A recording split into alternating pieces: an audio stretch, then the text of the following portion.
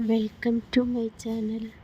ഞാൻ ഇന്നിവിടെ തയ്യാറാക്കാൻ പോണത് ലഗോൺ ചിക്കൻ വെച്ചിട്ട് എങ്ങനെ സോഫ്റ്റായിട്ട് പൊരിച്ചെടുക്കുക എന്നുള്ളതാണ്. അപ്പോൾ അതിന് ഞാൻ വേണ്ടി 1 കിലോ ചിക്കൻ കൊണ്ടുവന്നിട്ടുണ്ട്.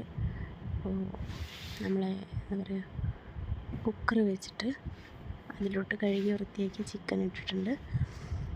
എന്നതിന് ശേഷം കുരുമുളക് പൊടി, ഇത്തിരി ഉപ്പ്, മഞ്ഞൾപ്പൊടി ഇവയെല്ലാം ചേർത്തിട്ട് നമുക്ക് കുക്കറിൽ വെച്ചിട്ട് വേവിക്കുകയാണ്. അപ്പോൾ 1 സ്പൂണ് കുരുമുളക് പൊടി ഇട്ടു, ഉപ്പ് ആവശ്യത്തിന് എടുക്കുന്നുണ്ട്, ഒരു 1/2 ടീസ്പൂൺ മഞ്ഞൾപ്പൊടി ഇടണ്ട കേട്ടോ.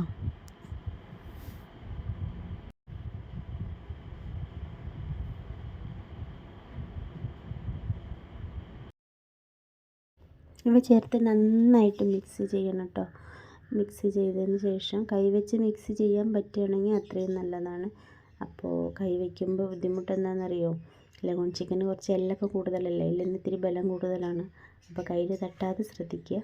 അപ്പോൾ സ്പൂൺ വെച്ചിട്ട് ഇതേപോലെ ചെയ്താലും മതി. അപ്പോൾ എല്ലായിടത്തും നല്ല രീതിയിൽ എത്തുക. പിന്നെ ഒരു 2 സ്പൂണൊക്കെ വെള്ളം ഒഴിക്കുക. എന്നതിന് ശേഷം കുക്കറിൽ നമ്മളിത് വെച്ചതിന് ശേഷം ഒരു 8-9 വിസിൽ വരുത്തുക. എന്നിട്ടത് നമ്മൾ വെന്തിട്ട് ഏകദേശം ഈ പരുവമായിട്ടുണ്ട്. അപ്പോൾ ഒരു പാത്രത്തിലോട്ട് മാറ്റിയിട്ട് വേറൊരു പാത്രത്തേക്ക് നമുക്കത് മാറ്റാം. മാറ്റിയതിന് ശേഷം അതിലോട്ട് ഇനി കുറച്ച് ഇൻഗ്രീഡിയൻസൊക്കെ നമുക്ക് ഇടാനുണ്ട്. അതിന് ശേഷം നന്നായിട്ട് മിക്സ് ചെയ്യണം. അപ്പോൾ ഒരു വലിയ സ്പൂണ് മുളക് പൊടി ഇട്ടിട്ടുണ്ട്. ഞാൻ സാധാ മുളകും പൊടിയാണ് യൂസ് ചെയ്തിട്ടുള്ളത്. നിങ്ങൾക്ക് കാശ്മീരി മുളകും പൊടി വേണമെങ്കിൽ യൂസ് ചെയ്യാൻ പറ്റും കേട്ടോ.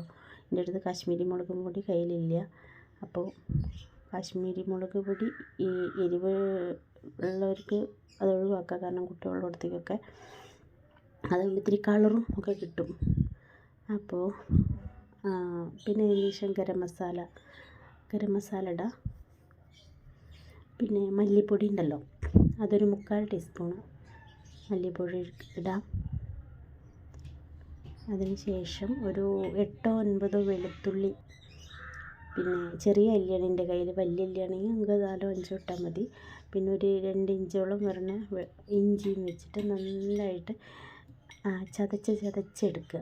ഒരു 5 ഏലക്കായും കൂടി ഈ ചതയ്ക്കുന്ന കൂട്ടത്തിലിട്ടിട്ട് നന്നായിട്ട് ചതയ്ക്കുക കേട്ടോ.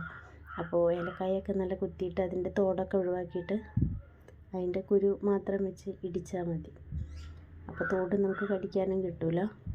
അപ്പോൾ നന്നായിട്ട് അതിന് ശേഷം നല്ല രീതിയിൽ മിക്സ് ചെയ്യുമ്പോൾ എല്ലായിടത്തും മുളകും പൊടിയും കാര്യങ്ങളൊക്കെ എത്തുന്ന രീതിയിൽ തന്നെ ചെയ്യുക. കാരണം നമ്മൾ കുരുമുളകും പൊടിയും ഉപ്പും മഞ്ഞൾപ്പൊടിയും മാത്രം ഇട്ടിട്ടാണ് ആദ്യം നമ്മൾ വേവിച്ചിട്ടുള്ളത്. അപ്പോൾ ഇതെല്ലാം ഇതിന് നന്നായിട്ട് ചേരണം. ഞാൻ കുക്കറിൽ വെള്ളം വെച്ചപ്പോൾ ചിക്കനിലെ വെള്ളം കൂടെ ഇറങ്ങിയ കാരണം എനിക്ക് വെള്ളം ബാലൻസ് വന്നിട്ടില്ല. അപ്പോൾ ഇനിയിപ്പോൾ ഫ്രൈ പാനിലോട്ട് ഒരു വലിയ 2 സ്പൂൺ വെളിച്ചെണ്ണ ഞാൻ ഒഴിക്കുന്നുണ്ട്.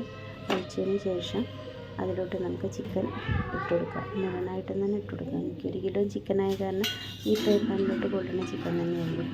അപ്പോൾ ഞാനത് മുഴുവനായിട്ടും ഇടണം. ഇട്ടതിന് ശേഷം നമ്മൾ കുറച്ച് നേരം ചെറിയ തീയിൽ വെച്ചിട്ട് വെന്ത ചിക്കനാണല്ലോ, അപ്പോൾ അപ്പുറം നമ്മൾ തിരിച്ചിട്ട് കൊടുക്കുക ചിക്കന്.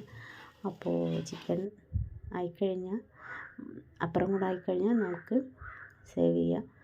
ഇഷ്ടമായാൽ സബ്സ്ക്രൈബ് ചെയ്യുക, ഷെയർ ചെയ്യുക, ലൈക്ക് ചെയ്യുക.